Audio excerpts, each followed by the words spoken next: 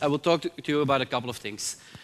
I'll give you, I used to work in more the internet and the online media part for a telco and internet player in Belgium. Now I moved to what's called a more traditional broadcaster. I'm there since 6 months and manage across Europe all we do on digital. And I've gathered 5 elements which I think are quite important and are quite interesting for us and are going to make a major change in the future.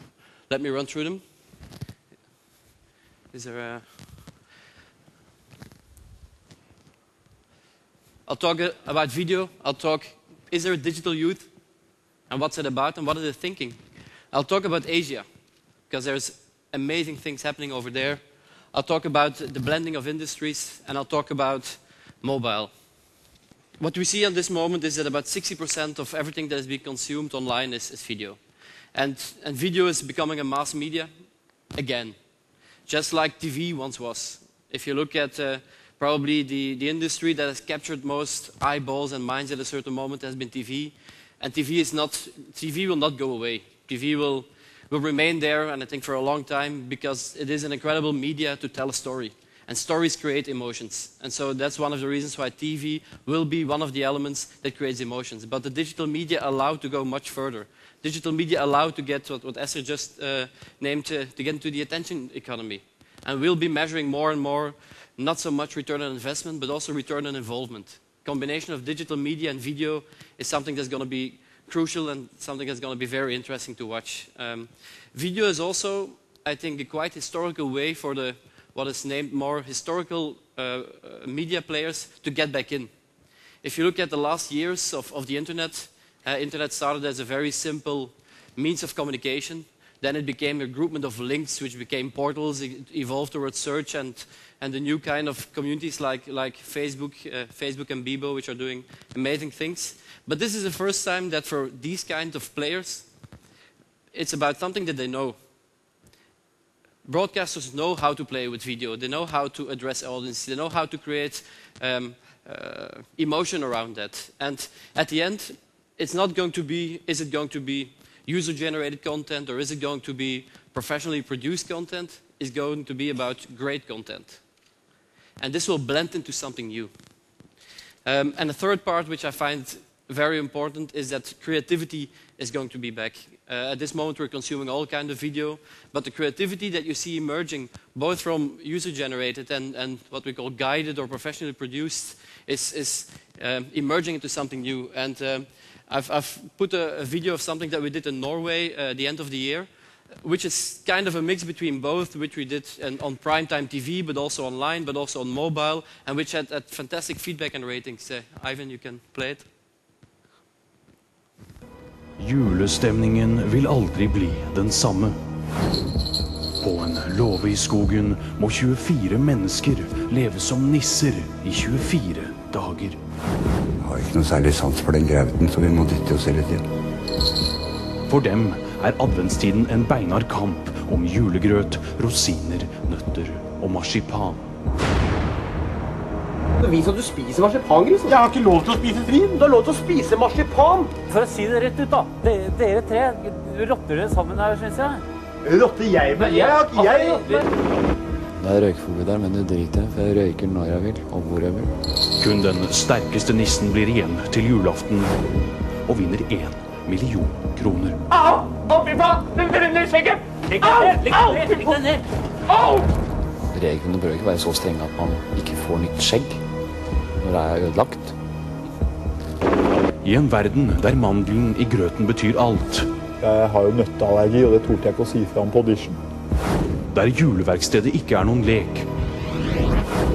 Og der det går julebukk for å overleve. Kom igjen, din forbanna hjem!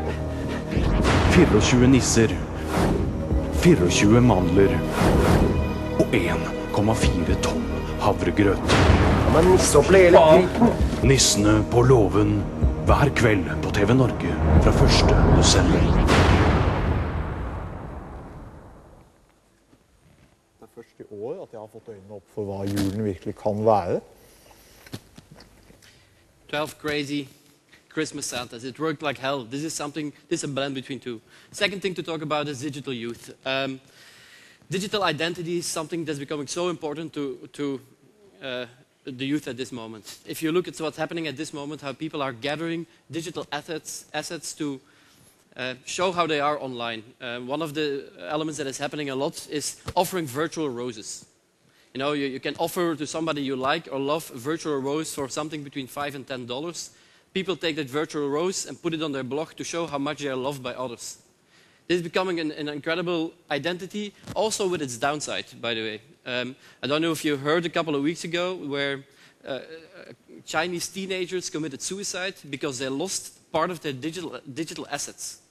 It goes so far that your digital identity becomes nearly as important as your real-life identity. And actually, it is composed of both of them. But that is something that we'll see growing more and more. And we said it just before also in elements like Facebook. Second part is, it's been talked a lot about today, fragmentation. But also, how can we still reach someone in this fragmented world? And we saw a couple of great presentations of how you can do it.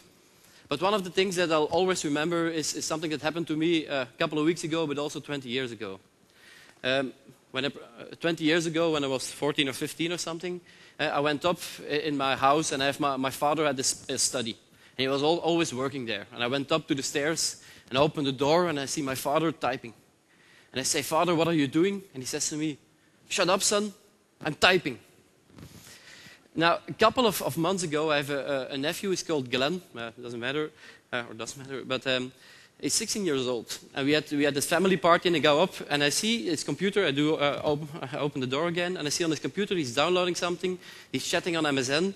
He's searching something at the same time, and he's sending a text message. And I ask him, "Glenn, what are you doing?" And he says to me, "Nothing." You know, it's a different generation, and it would have probably been easier to sponsor one of the letters on my father's type machine to have an impact on branding than all the media which Glenn is using. But it changes, and it means also that as a brand and how we're reaching users has to be reinvented at a certain moment. And then the last thing, one of the things that is probably still very underestimated, that is the leaders of the future. If you look now at, we talk about Mark Zuckerberg, we talk about a couple of other people, these are 20, 25 years old, who are leading organizations. And this is, I think, going to create a very big disruption within larger organizations at this moment. If you look back at how a career looked, if you were 30 years ago, you would start at the bottom, you would have to live through 30 years of gradual hierarchical steps, put up with all the political things that you have around it. And then you come at your 50, 55, and you become a CEO. Now, if you're 50, 55, and you put up with 30 years of gradual growth, what do you want? Quiet and peace. You know, you don't want any guy talking about social media or disruption or attention economy. You want to have 5 great years in the spotlight and the press, and you want to earn a lot of money. And now you come in this economy where you have these young people who say, "Money, I don't care so much about money. I care about realizing something. I care about being able to make a difference. And I'm not going to wait 30 years for it. I'm going to do it now. And if I can't do it here, I'll do it somewhere else." There's a great book that's written, I was there with Robin, by Bart Becks. It was probably going to be my name if it was a Swede, who wrote The Starfish and the Spider. You should read it. It's about decentralized organizations and how organizations who have to decentralize to keep talent within their companies and how they use that to create strong elements. Bart Becks, Spider and Starfish, very interesting to read.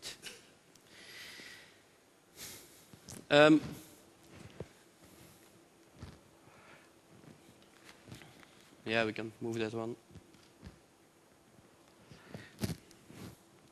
Here's a short video that I'd like to show you. There's a friend of mine who told me it's a kind of a French sentence, which in French is "Dans la nuit, tous les chats sont gris." What does it mean? If it's dark, everything resembles. So what do you have to know to understand this economy? It is connecting with others. It is understanding what's happening out there. Otherwise, you don't know what's happening. And just to illustrate, it's a video that I sometimes show within my own company, that it's time to move into this new world, because here you have somebody who is actually at the BBC. This is 7 o'clock news at the BBC. And it's a guy called Guy Coma, who is there for an interview. It's a guy who just arrived from Congo, and he is there for an interview as a junior accountant or something. Now, they mistake him as one of the leaders of Apple. And there was just a court case on Apple. Now, you see that this interviewer is not listening to him, is not knowing what happened, but look at the guy's face, because it might happen to all of us. Yes? For the industry and the growth of music online. Well, Guy Cuny is the editor of the technology website News Wireless. Hello, good morning to you. Good morning. Were you surprised by this verdict today? I'm very surprised to see this verdict to come on me, because I was not expecting that. When I came, they told me something else, and I'm coming. You got an interview there, so it's a big surprise anyway. A big surprise. Exactly. Yes, yeah.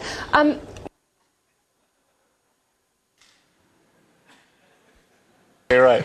Now, I just want to get. Can we just have a look at your face again at the beginning, just because it's such a good piece of television. Such a lovely Here we face. go. Website. Now, when you look back at that, Let's know our industry and not look like that too often. A third part is Asia. I'm just going to cite you a couple of facts about what's happening in Asia at this moment. How many new mobile subscribers do you think China Telecom Mobile added last month? 5.3 million in 1 month. In a country like Belgium, I think it's a 10-year achievement in 1 month.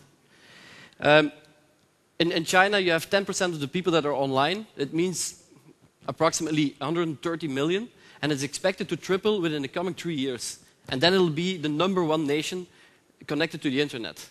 This is going to create a massive inflow of new ideas, and you should look at what Naver or Cyworld and also a couple of European US companies are doing there, but the innovation will, for a large part, come from there because they're opening up. And what do you think the CEOs of Vodafone, Orange, Pepsi, but also a lot of students and a lot of professors in Harvard, but also the guy who's leading Google EMEA, what do they have in common? They're all born in India. India is, at this moment, delivering the leaders of the future.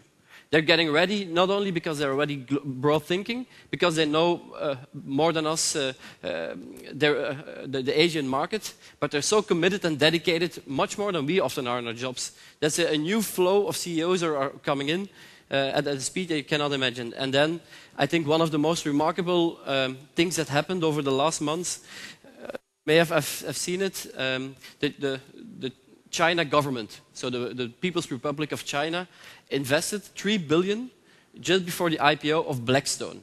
Now, Blackstone is the largest private equity group of America and probably in the world. And you have the Chinese government, the former communist government, taking a participation in the largest American private equity group. That's really amazing.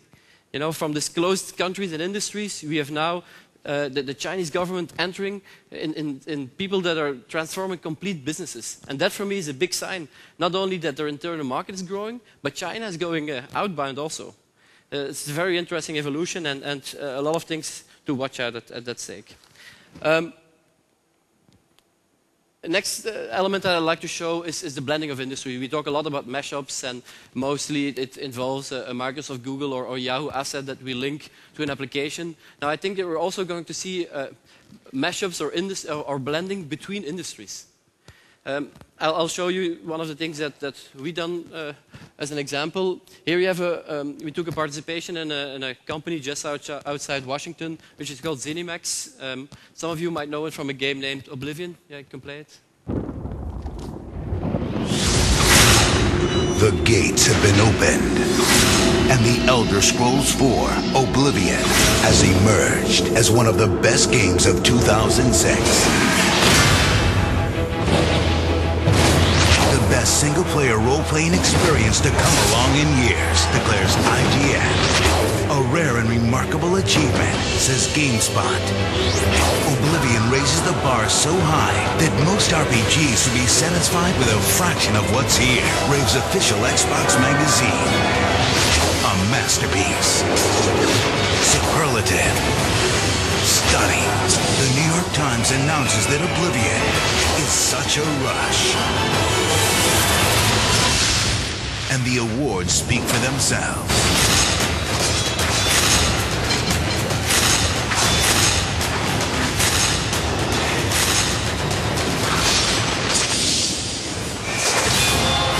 Oblivion, now available for PC and Xbox 360. No one has to miss out on the adventure.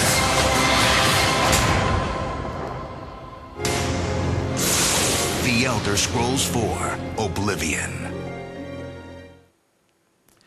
Now, this is interesting as a gaming element, but what is much more interesting is what we did afterwards. We made an agreement with CBS and Disney, and based on the movie of the Pirates of the Caribbean, probably number 3 is going to be in the top 5 box office again.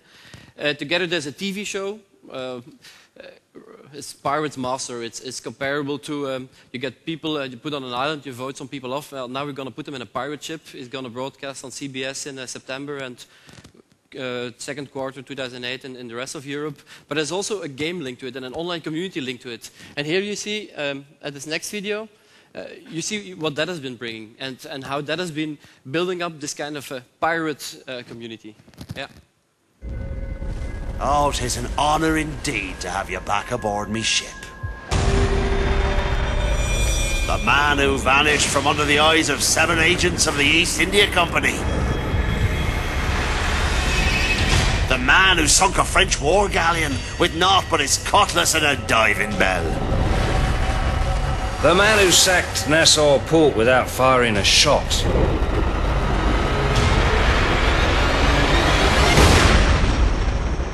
Jack Sparrow. Captain, mustn't leave that one out. This summer, experience the thrill. Live the adventure. Become the legend.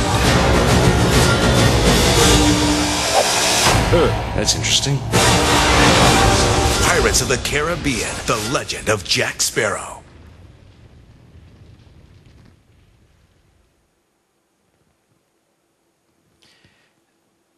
The last part I'd like to talk about is mobile.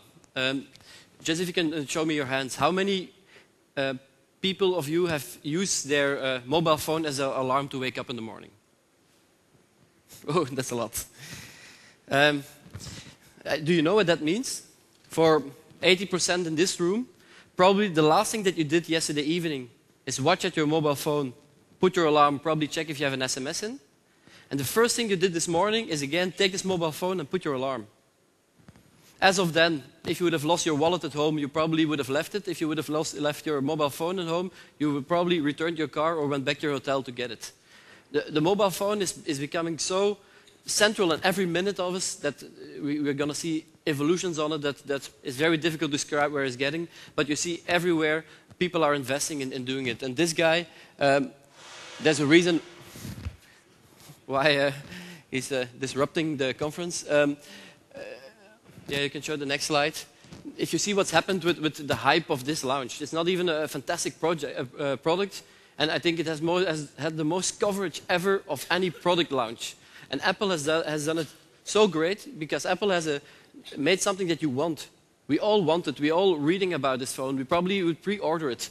And Apple has made themselves in kind of a brand that if you ask people, what do you want from them to make? They'd say you anything. You can show the next slide. There could be a virtual guitar, it can be a virtual piano. Yeah, you can show the next one. But even beyond our imagination, maybe that will even come up one day.